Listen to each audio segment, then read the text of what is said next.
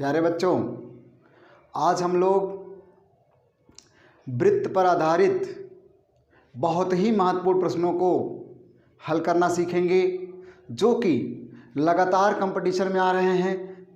आपके राष्ट्रीय आयोग्यता आधारित छात्रवृत्ति परीक्षा में भी इससे प्रश्न आ रहे हैं, एनडीए में आ रहे हैं, एनटीएससी में आ रहे हैं, और डीएलएड के जो बच्चे हैं, बीटीसी कर रहे हैं, उनके एग्ज़ाम में एक प्रश्न से और ऐसा आता है। तो आइए देखिए वो कौन से प्रश्न हैं जो कि लगातार प्रतियोगी परीक्षाओं में पूछे जा रहे हैं। बच्चों, यहाँ पहला प्रश्न बहुत ही इम्पॉर्टेंट है और इसको साधारण विधि से बहुत लंबा चौड़ा में आपको हल करना सिखाया जाता है, लेकिन यहाँ आप मात्र 1 से 2 सेकंड में हल करना सीखेंगे।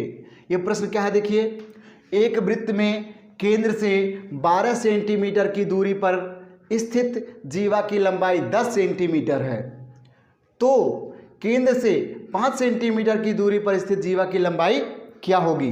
बच्चों, फिगर आप समझ लीजिए, पर आपको यहाँ मैं शॉर्टकट एकदम समझाने वाला हूँ। आपको बहुत ही जल्दी ये प्रश्न सॉल्व करना सिखा देंगे। पहला है कि 12 सेंटीमीटर की दूरी पर कोई जीवा है, वो 10 सेंटीमीटर की है। ये देखिए, ये कोई जीवा है, अगर इसकी दूरी यहाँ 12 सेंटीमीटर है तो इसकी लंबाई कितना है, 10 सेंटीमीटर है।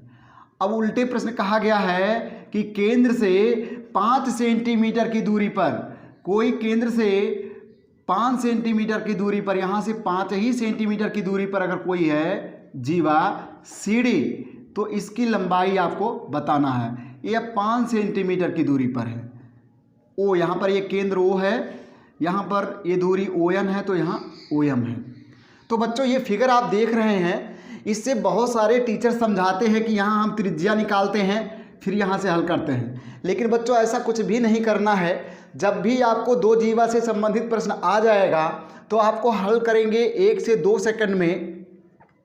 कैसे करना है बच्चों, पहली जीवा की लंबाई L1 और उसकी दूरी D1 बराबर दूसरी जीवा की लंबाई L2 और उसकी केंद्र से दूरी D2, ऐसे मल्टीप्लाई कर देना है। तो पहले हमारी जीवा की लंबाई कितनी है, 10 है, और दूरी कितना है, 12 है। दूसरे केस में लंबाई हमको मालूम नहीं है और उसकी दूरी 5 सेंटीमीटर दिया गया है। अब इसको पक्षांतर कर दीजिए बच्चों, तुरंत ही आंसर मिल गया।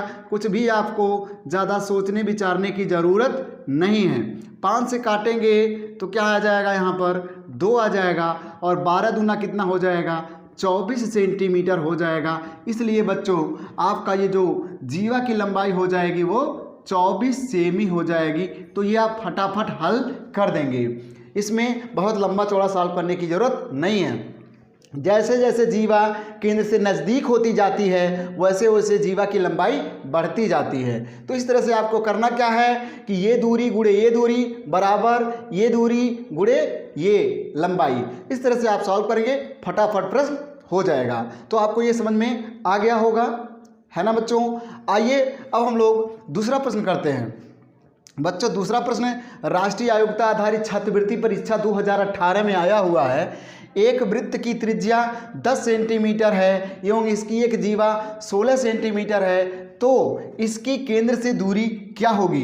बच्चों, यहाँ पर फिगर को ध्यान से अगर देखें, एक कोई जीवा ले लीजिए, उसकी लंबाई 16 सेंटीमीटर है। ये 16 सेंटीमीटर की लंबाई वाली है और इसकी केंद्र से दूरी कितनी है निकालनी है हम लोगों को। त्रिज्या कितना दिया है, 10 दिया है। तो यहाँ से ये आपका त्रिज्या हो गया R, ये दे दिया है 10, और केंद्र से दूरी आपको ये D निकालना है, पता नहीं है। और ये जीवा मान लिया आपका है। यहाँ मान लीजिए परपेंडिकुलर ड्रॉ करते हैं तो पॉइंट M है। तो बच्चों यहाँ पर होता क्या है, जब केंद्र से हम लंब ड्रॉ करते हैं किसी जीवा पर तो इसको 2 बराबर बराबर भागों में बांट देता है। तो ये अगर 16 है तो ये वाला कितना हो जाएगा, 8 हो जाएगा। क्या हो जाएगा बच्चों, 8 सेंटीमीटर हो जाएगा। अब क्या करना है बच्चों, पाइथागोरस थ्योरम लगा देना है। पाइथागोरस थ्योरम क्या कहता है बच्चों कि R स्क्वायर बराबर हो जाएगा 8 स्क्वायर प्लस D स्क्वायर।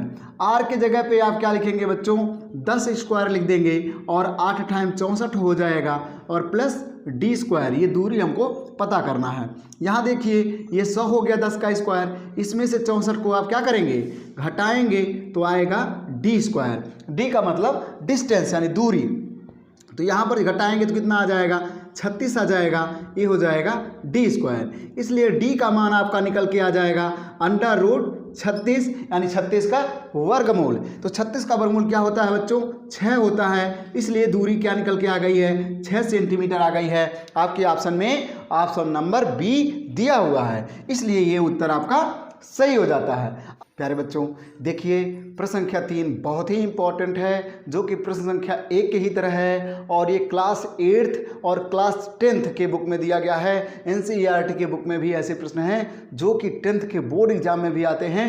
राष्ट्रीय आयोग्यता आधारित छात्रवृत्ति परीक्षा में ऐसे प्रश्न जरूर आएंगे बच्चों। देखिए एक वृत्त में केंद्र से 8 सेंटीमीटर की दूरी पर स्थित जीवा की लंबाई 30 सेंटीमीटर है, तो केंद्र से 15 सेंटीमीटर की दूरी पर स्थित जीवा की लंबाई क्या होगी। चित्र यहाँ बना हुआ है, यहाँ पे कहा गया है कि ये जो केंद्र है, केंद्र यानी सेंटर से 8 सेंटीमीटर की दूरी पर स्थित जीवा की लंबाई कितनी है, 30 सेंटीमीटर है। तो यदि 15 सेंटीमीटर की दूरी पर जाते हैं तो इस जीवा की लंबाई क्या होगी। तो बच्चों इसको लंबा चौड़ा नहीं सॉल्व करना है, आपको मैंने तरीका क्या बताया है बच्चों, इसका गुणा कर दीजिए, इसका गुणा कर दीजिए। यानी आपको बताया है कि AB में 8 से गुणा कर देंगे तो CD में किससे गुणा करेंगे, 15 से गुणा कर देंगे। किससे गुणा कर देंगे, 15 से। तो ये हुआ AB की लंबाई है 30 सेंटीमीटर और A 8 सेंटीमीटर। CD आपको पता करना है। CD यहाँ पर प्रश्न है कि CD की लंबाई क्या होगी, तो उसे छोड़ दीजिए। यहाँ 15 हो गया, 175 कर दीजिए। CD बराबर हो जाएगा 30 × 8/15। 15 से काटेंगे, 15 दूना 30, 8 × 2 = 16 सेंटीमीटर आपका आंसर हो जाएगा। तो इस तरह से आप 1 से 2 सेकंड में फटाफट हल कर लेंगे प्यारे बच्चों। तो ये प्रश्न संख्या 1 की तरह था। आगे देखिए कोण पर आधारित प्रश्न है, राष्ट्रीय आयोग्यता आधारित छात्रवृत्ति परीक्षा 2020 में पूछा गया है। आपको मैंने बेसिक समझ कोणों की संबंधित जो प्रगुण थे वो मैंने पहले ही भी बता दिया है। ये देखिए प्रश्न 2022 में आया है। वृत्त में बिंदु P पर स्पर्शी खींची गई है, स्पर्शी PT और जीवा PR के बीच का जो कोण है, ये जो कोण है बच्चों वो 35 डिग्री दिया गया है, 35 डिग्री दिया गया है। तो कोण PQR का मान क्या होगा, PQR यानी x का मान क्या होगा प्यारे बच्चों।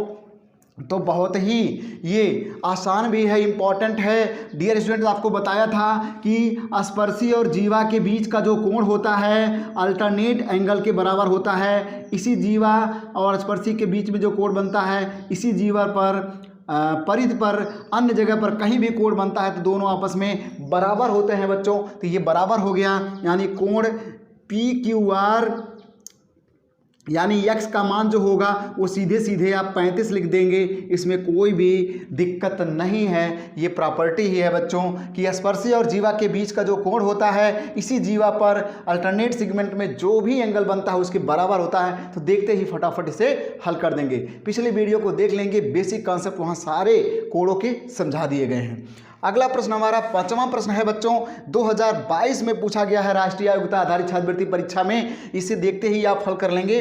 वृत्त में चतुर्भुज ABCD में कोण A का मान 80 डिग्री तथा कोण B का मान 85 डिग्री दिया गया है, तो कोण D का मान क्या होगा प्यारे बच्चों। ये क्या है बच्चों, चक्रीय चतुर्भुज है।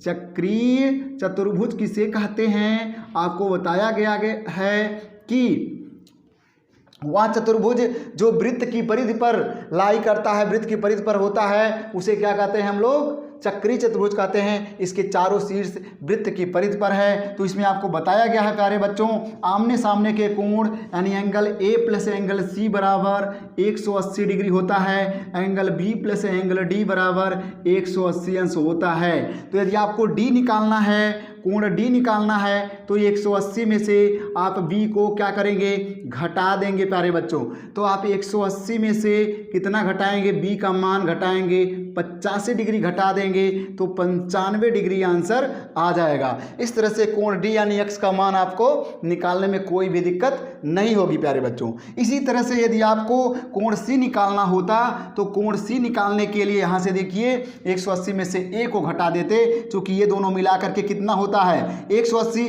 और एक 80 है तो दूसरा 100 होगा। आप वैसे बिना कॉपी और पेन के भी हल कर सकते हैं। तो 180 में से आप ए को घटाते तो 180 में से आप 80 को घटाते, 80 डिग्री जैसे ही घटाते 100 डिग्री आंसर आ जाता। तो बच्चों ये बहुत ही इंपॉर्टेंट टॉपिक है। चक्री चतुर्भुज जो वृत्त पर लाई करते हैं, इस तरह से वृत्त पर होते हैं शीर्ष, वो चक्री होता है। सम्मुख कोणों का योगफल क्या होता है, 180 अंश होता है। इस पर आप फटाफट हल करेंगे।